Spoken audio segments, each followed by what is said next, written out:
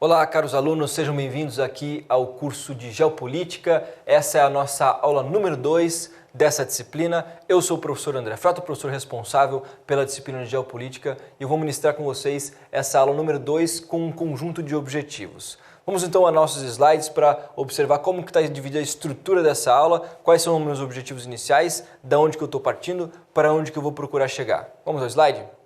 Muito bem, então na aula número 2 da disciplina de Geopolítica, a gente tem aqui basicamente uma estrutura que a divide em 3 momentos de apresentação fundamentais. Esses 3 momentos de apresentação estão divididos então em 5 temas fundamentais, tal como a nossa estrutura aqui das rotas ela está organizada. Nessa então a aula de número 2, eu vou procurar apresentar fundamentalmente esses autores que são conhecidos como os clássicos da geopolítica. Por que os autores clássicos da geopolítica? Existe um conjunto de autores que são representativos, que são os autores que disseminam a geopolítica como um campo moderno de pensamento, como um campo moderno de utilização. O que acontece é que a gente tem 3 autores que são os autores que comumente são apresentados para os estudantes quando eles estão penetrando, quando eles estão começando a tatear a geopolítica enquanto uma disciplina autônoma, enquanto uma disciplina de interesse tanto da elite militar, ou mesmo da população como um todo, ou mesmo de civis que pesquisam, pesquisadores da área acadêmica. Hoje em dia a gente já observa uma fase, uma etapa na qual a geopolítica ela já penetrou nos vários centros de produção da pesquisa do conhecimento, seja civis, seja militares. Originalmente isso era concentrado nos militares e progressivamente se disseminou para vários departamentos de pós-graduação no Brasil que pesquisam e hoje estudam a geopolítica. No entanto, o objetivo fundamental dessa aula número 2, que é a aula que eu vou procurar construir com vocês nesse momento, ela está fundamentalmente vinculada à apresentação então do pensamento central, das teses centrais de cada um desses 3 autores que são os autores clássicos da geopolítica. Um primeiro autor, que é o Alfred Thayer Mahan, que é o autor considerado, então, o autor que ele vai desenvolver uma tese própria que vai ficar conhecida, então, como a teoria do poder marítimo. Então, esse é um autor oceanista, de um lado.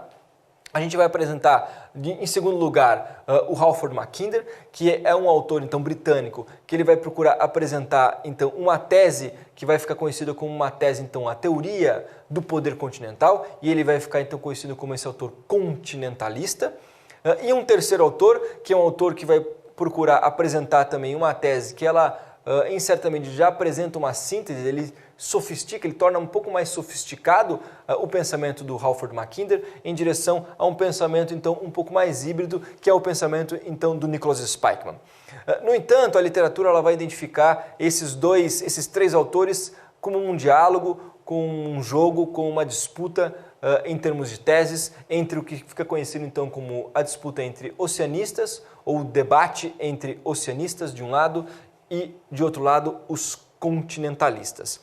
O núcleo então argumentativo dessa aula número 2 vai em direção a situar vocês dentro desse campo de estudos da geopolítica, que está estruturado entre, inicialmente, pensamentos que vão defender, ou teses que vão defender a existência e a disseminação de como um Estado ele deve procurar se estruturar para conseguir apresentar e se organizar enquanto uma potência marítima, e como é que isso é muito importante com relação às condições, com relação ao seu entorno, com relação ao engajamento em relação a demais estados, em relação a outras potências, ou mesmo a como ele deve se constituir enquanto uma potência, enquanto uma hegemonia com relação aos oceanos e aos mares, tal como a Inglaterra o fez ao longo do século XIX. E de outro lado a gente tem então aqueles que estão defendendo a necessidade de uma força, um desenvolvimento de um poder terrestre, ou um poder que está situado sobre bases continentais. Esse então é o debate, que é um debate bastante interessante, é um debate que apresenta uma série de características bastante significativas para nós, enquanto curiosos, enquanto estudiosos da geopolítica, enquanto uma disciplina. Vamos procurar então apresentar isso na sequência para vocês.